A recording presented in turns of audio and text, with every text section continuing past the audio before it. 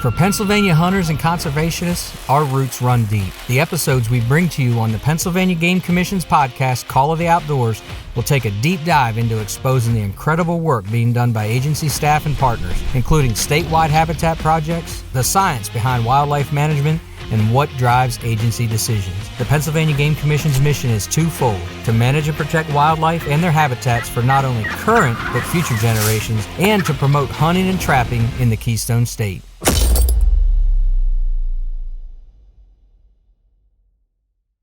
Hey, and welcome to Pennsylvania Game Commission's podcast, Call the Outdoors.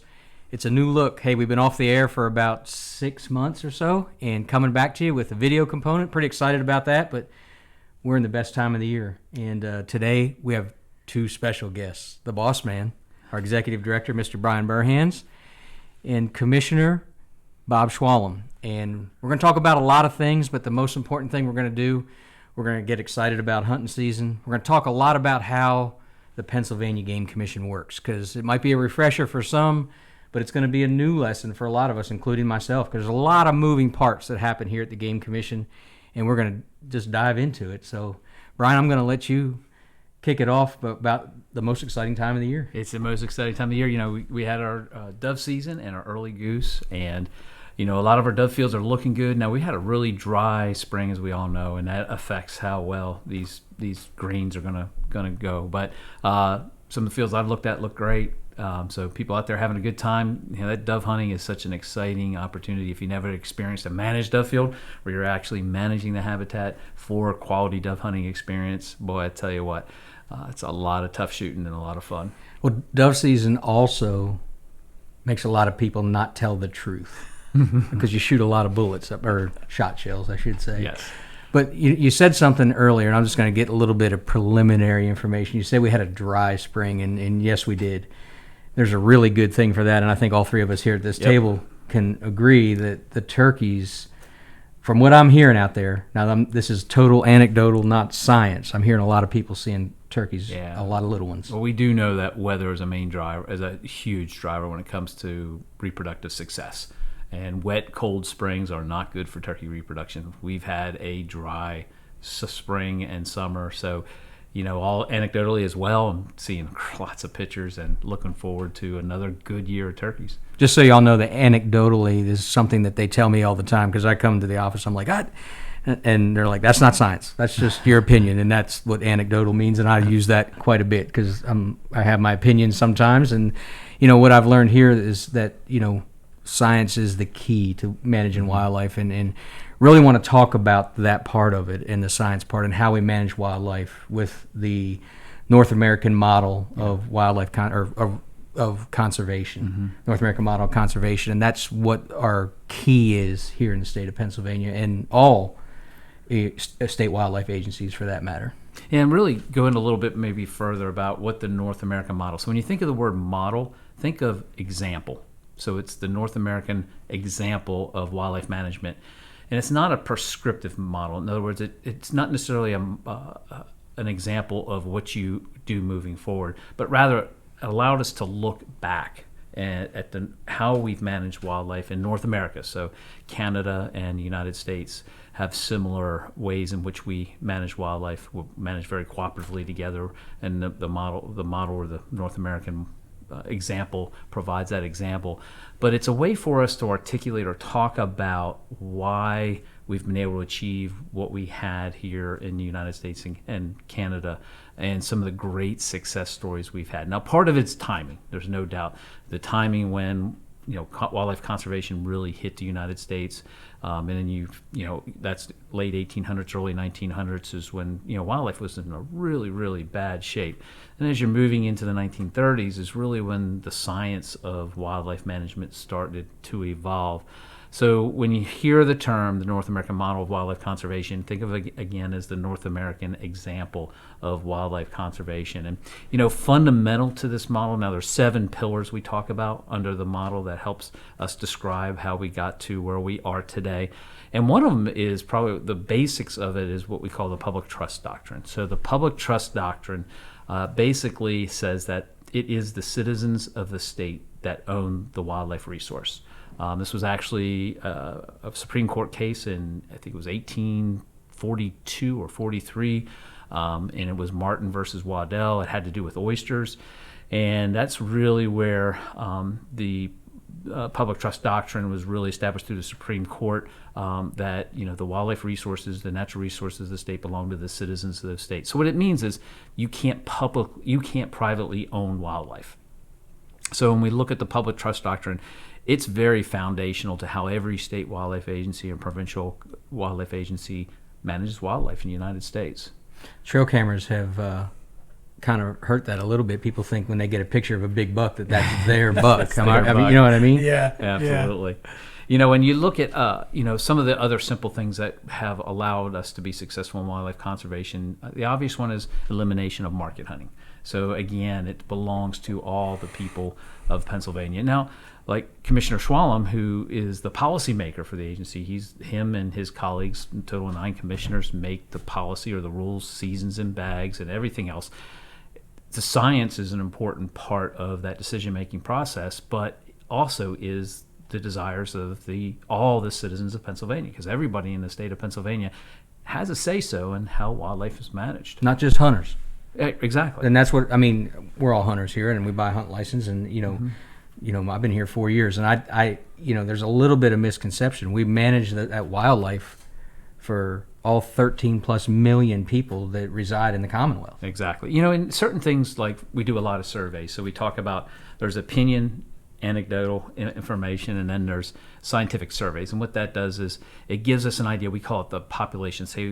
Because many times we do survey just hunters, because if it's a hunting issue, we want to ask what the hunters' opinions are. So when you look at those 850 to 900,000 hunters that buy licenses, we define that as a population, and we say, okay, we're going to pick a random sample that's going to be representative of our hunter population. And all that means is we're going to pick enough people to sample and ask our questions, and that sample of individuals is going to really reflect the entire population. So you're not going to go in there and say, well, we only want people 35 and younger. That's not it's not a representative sample of what the entire hunting population looks like.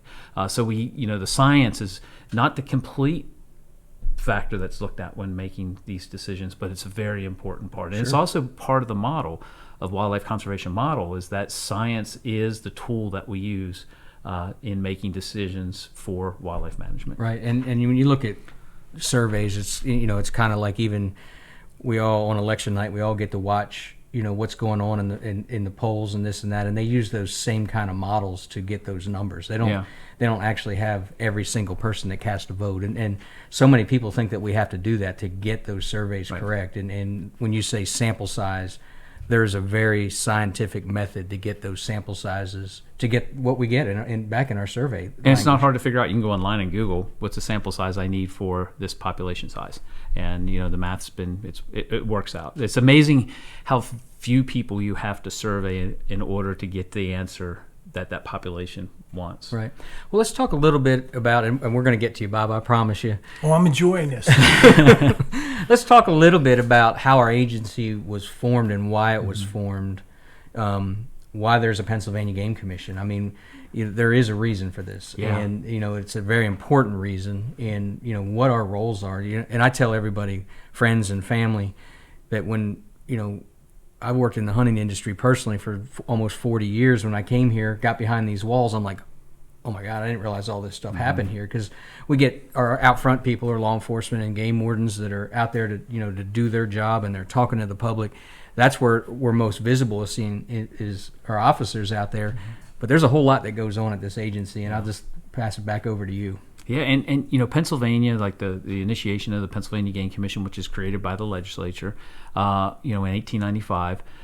You look at the 17 and 1800s, there really weren't any game laws, if you will. There were no game wardens. There was no, really it was kind of lawless. People were still market hunting, and it was a lot of the market hunting, whether it was driven by fashion for some of the feathers that were used, or for meat, there was ducks and game that was harvested and sent and sold in New York City, Philadelphia, and that's the way people make a living. Look at the buffalo out west.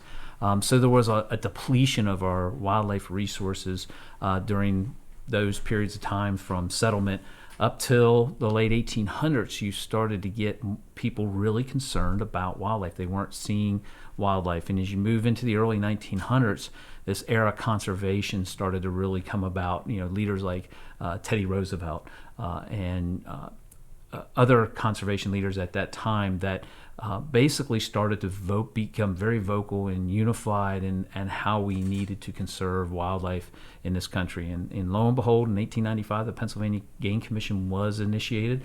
Many other agencies came in about that time, some a little later. But the need was recognized by the citizens of the states that we need somebody watching out for wildlife. Granted, this was driven by a lot of hunters that recognized that without seasons and bags or something being done, that they wouldn't be able to pursue what they enjoy, which was hunting. And when you look at that, I hear this a lot too, that hunters, are our greatest conservationists, and they really are. I mean, when you really look down deep, wildlife is here today. And I'm going back to turkeys because to me it's one of the greatest stories of all time. I mean, we turned the century and they were off the landscape, and in year 2000 you could hunt them in 49 states. They had a huntable population. I mean, that's, pat yourselves on the back as conservationists. That's remarkable. Well, you look at white-tailed deer here in Pennsylvania. There was a period of time when the habitat was gone. It was removed. It was timbered. Again, market hunting. Look at the elk. The elk had to have been brought from out of state back into Pennsylvania to get that population back here in Pennsylvania. We lost our larger predator species, mountain lions and wolves, and there's just not a fit for them in today's day and age for those kind of species. So some of them are permanently gone. But we have almost 900,000 hunters. I mean, really, when you look at it. So it's amazing when we look at, as well as we look at, one of the model's tenets or pillars is, wildlife is looked at as an international resource. So you had things such as the Migratory Bird Treaty Act, the Lacey Act, other things that recognize cross-state boundaries and cross-country boundaries in managing these wildlife species. You look at waterfowl, for example. A lot of those waterfowl we enjoy hunting here in Pennsylvania are actually born up in Canada. Sure. So the management actions that happen in Canada directly impact our hunting opportunities here in Pennsylvania. Absolutely. And, before we're going to jump over to Bob here in a second, let's explain how the agency works with the board. Yeah. And, in total transparency, how your job is. Right. Because a lot of folks don't understand that. We are a business, obviously, and we run it like a business, but it works. It has its intricacies that the public really needs to understand. Yeah, our structure, we're referred to as an independent agency. So we receive no state tax dollars from the state of Pennsylvania. We're basically self-funded, if you will. But our model is similar to that of a nonprofit. We have a board of directors, and here we have a board of commissioners. The board of commissioners, they two big responsibilities they have. One is they hire an executive director. I'm their only employee. My job is to manage the agency.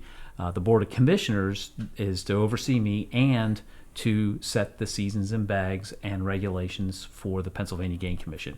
And they set seasons and bags and regulations as they're allowed by the legislature. So the legislature puts sideboards on it, says you're allowed to decide this to this, and that's where the commissioners operate in making those policy decisions.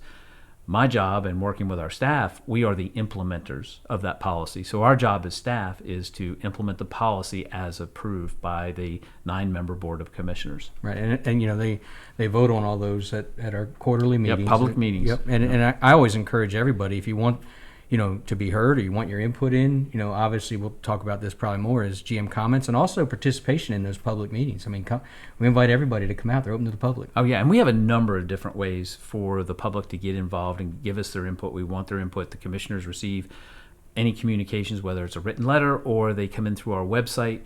They go on and say, contact us, and they fill out their information and send us a message that's automatically delivered to the commissioners. We have public input at the commissioner meetings. So there's a number of ways that people can get involved and engaged and voice their opinion on how they think wildlife should be managed in the state. Coming to you now. All right. So you're one of the newest commissioners to the board, and about a year now? It's a year. That's you made it that long. I made it that long. So look, when you look at year one, do you have any highlights that are just? I'm sure it was a learning experience, but just how did year one go for you? Well, first of all, let me just say this: it truly is a privilege and an honor for me to serve, and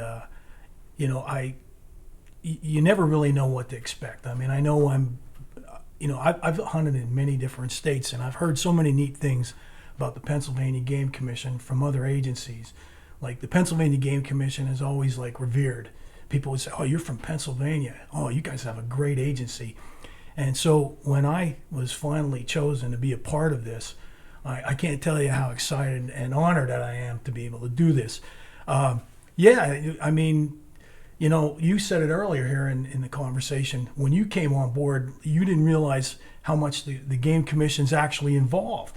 And that was a surprise, a pleasant surprise for me, as I tried to get exposed to as many different programs that we have offered. Going to the NAS program, seeing 900 kids from around the state, and they got their camo on, and they're hunters, and they're learning about archery, and they're competing. The Game Commission sponsors that. The mentored hunts that we do down at Hines, and the hunts that we talked about in this meeting today, that we're going to be doing. There's so many neat things that I'm really excited to be a part of. The learning part, oh my gosh, there's a ton to learn. But what's neat about this is I'm on a team with a bunch of professionals that are down to earth, that have really taken the time out to help me. I have a lot of questions, and anytime I ever have a question, the folks here at the agency always take their time to help me through. So, maybe in 8 years I'll have it all figured out. Well, the thing is it's like anything. We all have ideas and opinions and concerns, but when we get down the road with anything, we all got to meet in the middle and do what's best for wildlife. I mean, that's us, and that's the people out there. Mm-hmm. That has to be what we think about. We have to think about not only our kids, but our grandkids and the future generations, because we all want to leave this better than we found it. I mean, you've been in this industry your whole career. Mm-hmm. I mean, that's all I know. Yeah, I mean, and there's a reason. It's the passion for what you do every day, because we know what we do today helps anything that's out there. But what were your expectations coming into? I mean, first let's talk about how you became a commissioner. Wow, I tell everybody it's a roller coaster, an emotional roller coaster. It was a 2-year period, and plenty of interviews and different reports, and then you're doing good, you're gonna do good, maybe, I don't know, but anyway, no matter what the outcome, I felt is if I would be fortunate enough to be chosen to serve, it would be, again, like I said earlier, it would be my privilege to be a part of this. And I do all what I do is because of the future and our children and our grandchildren, and to make sure that this is passed on and that they have the opportunity to enjoy what I've enjoyed. I always consider myself so fortunate to be born in Pennsylvania, because we have so much, so many different critters to hunt, so much beautiful landscape, and I always tell that to the kids in Hunter Ed class, that it's really important that you guys realize you are in Pennsylvania, buddy. Right. So my expectations, I really didn't know what to expect. Right. My whole thing was I wanted to be able to be fully prepared and give it 110% all the time. And like I said, I think that with all of the quality people that I'm around, and they help me all the time, I think, we're going to get there eventually. Isn't that the motto of everybody from the Skook? The Skook, yeah, the Skook. And what a lot of people don't understand, commissioners are not paid. They come here and they do this, they volunteer their time, and they put a ton of time to being a commissioner. Our job as staff is to give them information. They make the decision. In fact, it's not even appropriate for staff to lobby a commissioner on a regulation. Our job is to give them the information and the data and answer their questions. Right. And then at the same time, the commissioners are out there listening to the public, and they have 9 districts. And there's a reason for that. They get representatives from throughout the state. Although commissioners don't vote on behalf of their district, they're actually voting on behalf of the citizens of Pennsylvania for the entire state, which even makes it more complicated. Right. So it's not an easy job, especially when you look at wildlife management. Everybody wants something different from the resource, and how are you always going to come up with rules and seasons and bags or rules or regulations that's going to fit everybody? You're not. It just doesn't happen. Right, like you're looking for big bucks, right? Well, let's look at whitetail deer, for example. Within whitetail deer, I got farmers who oftentimes want less deer. I've got forest landowners who are trying to grow trees because their livelihood's tied to forestry. They want a managed deer herd that may not be as high as some people would like. I've got deer hunters, and we typically want more deer. But they even live within the deer hunting ranks. I've got rifle deer hunters. I've got archery hunters. My archer hunters want something a little different than the rifle deer hunters. Then I've got muzzleloader hunters. Then I got flintlock hunters towards the end of the season that want something different than some of the inline muzzleloader hunters want. There's so many people that want something from the same resource, and trying to manage that really puts the commissioners in a very difficult decision. That's why they use the science. The wildlife science is very much a big part of how they use that information to make decisions, but also the social sciences. So that's why we do a lot of surveys to understand what the hunting public and the general public feel about the things that we do, the regulations that we create. So that's how we listen to those people. And the commissioners have to put all of that together and then do the best job they can.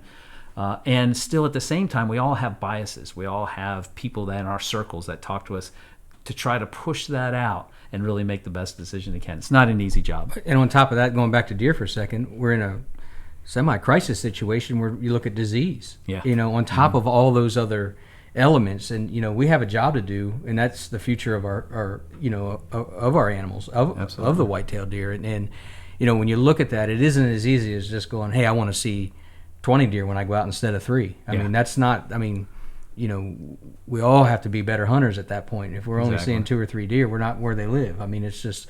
I mean, it is what it is. We're in a great time when you look at wildlife conservation and a time to be a hunter. Oh yeah. I mean, think about where we're at today. Absolutely, where I we agree, came. 100%. So let's talk about the public and when they want to get involved, and whether they see you and Bob, I know you do events all over the state, and especially in your district though. But you're always out there mentoring at shows, and you're always willing to lend a hand, and you're always willing to lend an ear. And I think that's what really our commissioners are out there. They want to hear from the public. If I'm right absolutely. on that one, yeah. And there's many ways to do that. If you want to talk about that for a second. What I try to do is keep myself open. I make as many club meetings as possible because I'm a hunter, I'm a conservationist, and I'm volunteering. I'm serving on the Pennsylvania Game Commission. I want everybody to know, not just the hunters, but everybody in Pennsylvania, that we do care, and we do care, and we want to hear what you have to say. And I always share the statement that, I want to hear what you have to say because I'm going to take it back to Harrisburg. And the neat thing about being on this board is I feel not only do we have a great staff, but we got some really great commissioners, and they've been very helpful, especially to a novice rookie like myself.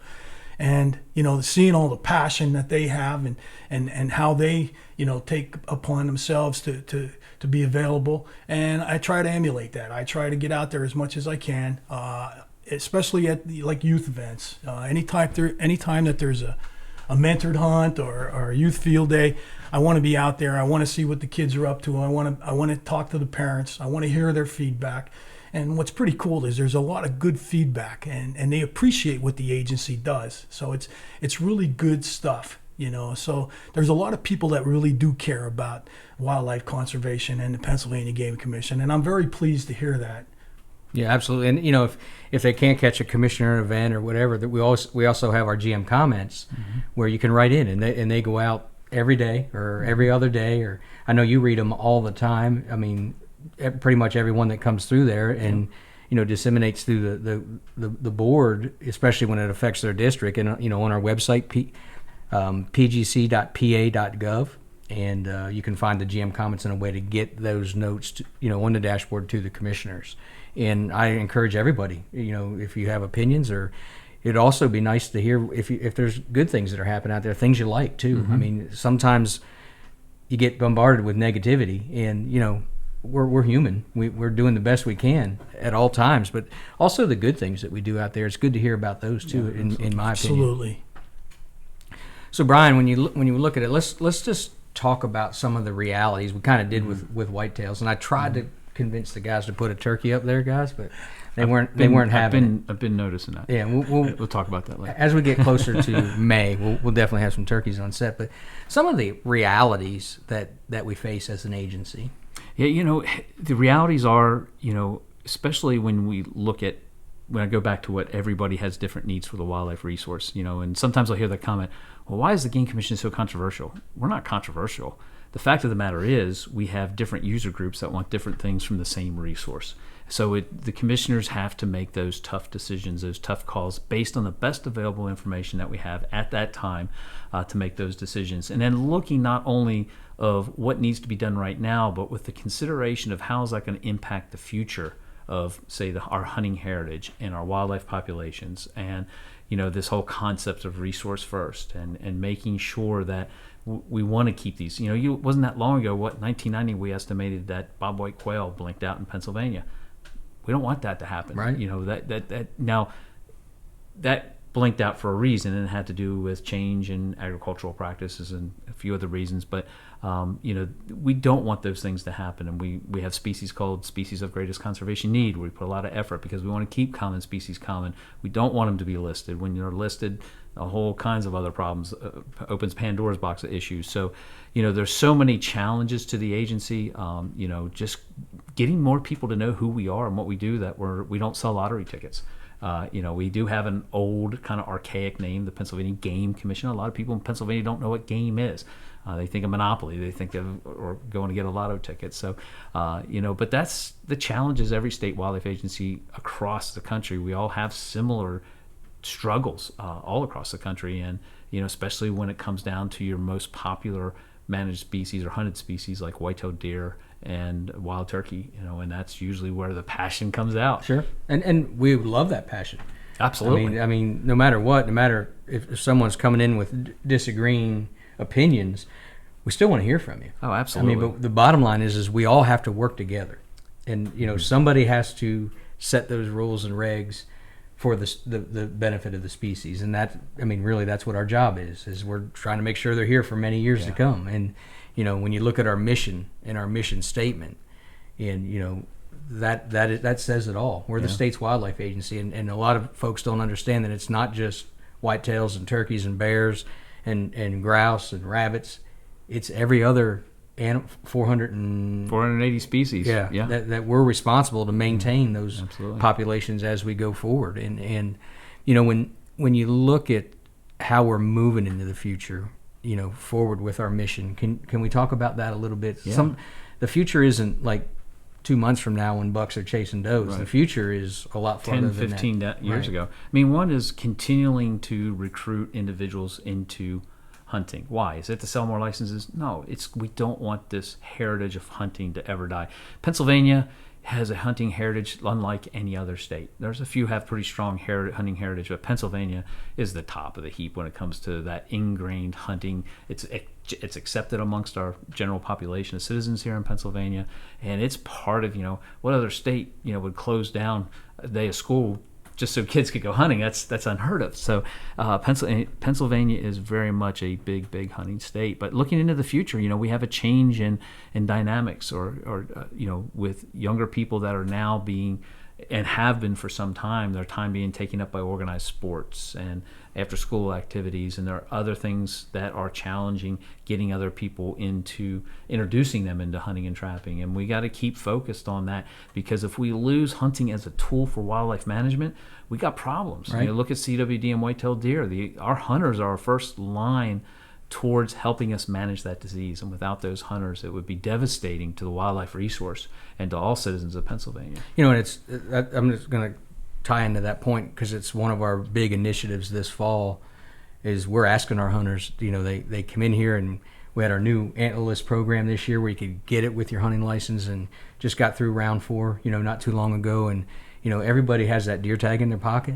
We need you to use it. Yeah. And CWD is a big reason. There's a lot of areas in this state where our population is through the roof, to be honest with you. And the only way we can manage those whitetail populations for the better for the future is we all need to take it upon ourselves to shoot an antlerless deer, because if you look at the percentage of people that get a tag and don't shoot a deer, it's mind-blowing what happens. That was 98% of the hunters, if I remember correctly, shoot 0 or 1 deer. Right, it's crazy. And it's hard to fathom that, as but you talk to your buddies and this and that, but we sell a lot of hunting licenses to people that might go 1 day a year. Yeah.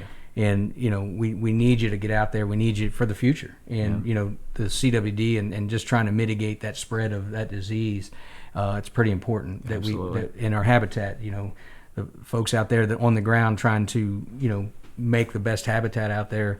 It's tough to do when your deer population's high. It really is. And we're fortunate now. You look at our whitetail population here in Pennsylvania. It's amazing. I mean, it's amazing. We've got some beautiful bucks running around. Yes. And they're big and they're healthy. And I'm getting ready for some archery hunting. Let me tell Oh you. my word! You're kidding me. Oh, I'm ready. That's great news. And Bob, I just wanted to ask you this. I should have asked this up front. I mean, and I try to do this with a lot of people. So I got a couple questions. How did you get started hunting? I was I think right out of the hospital for some reason. You came out of the womb? Yeah. I mean, even before I was old enough to go hunting, I would bag school because my father would. I was at 10 years old. I would bag school and hide behind the couch because my father would go hunting, and I wanted to be there. And I figured if he got a deer, I wouldn't get in any trouble. So I've been addicted to hunting since I can remember. Yeah, we came from the same lines. Yeah, and the thing about it is, as I get older, nothing has changed. Right. I'm still stoked about it. Sitting here listening to you guys talk about all this neat stuff, I'm like, I got goosebumps. So do you still have a problem sleeping before Yes. opening day? Oh, Yeah. big time. Yeah. It's funny how, when I used to travel the country a lot, I'd do a seminar and I'd ask that question, and only in Pennsylvania 50% of the people raise their hand because it's that they're just so excited about that. So I ask this question a lot too, and there's no right answer to this. If you could define conservation in your term, in your mind, what does conservation mean? Well, I put you on the spot. I'm yeah, sorry. No, that's all right. I mean, I always believed that hunting and conservation were synonymous to each other. So when you say conservation, I mean, I'm doing my part for conservation as a hunter, and I'm not just out there. It's not about going out and killing something. It's about harvesting something and doing good things while I'm in the woods. I hate to see it, but when I'm out there and I find trash or anything like that, I usually come back with a backpack fuller than when I go into the woods. Conservation, hunting and conservation, they're right here. I got you. Very near and dear to my heart. That's awesome. And we've asked many, many people that. But, gentlemen, we're about out of time for the first episode. We're pretty excited. Learned a lot today. Glad we're back. Any last words from you to our folks out there that are listening? Best of luck this hunting season. Yeah. Be safe. Be safe. Have fun, and take somebody new. That's Yes. exactly right. Very good. So on our thing, it says wrap it up. I can't wrap it up any better than that, except for thank you for being a Pennsylvania hunter. And stay tuned as we're going to come back with Call of the Outdoors. It's going to be a monthly series. It'll be the first Wednesday of every month, and we hope to see you back here. Again, thank you for being a Pennsylvania hunter. Thank you for being a conservationist. We appreciate you following along.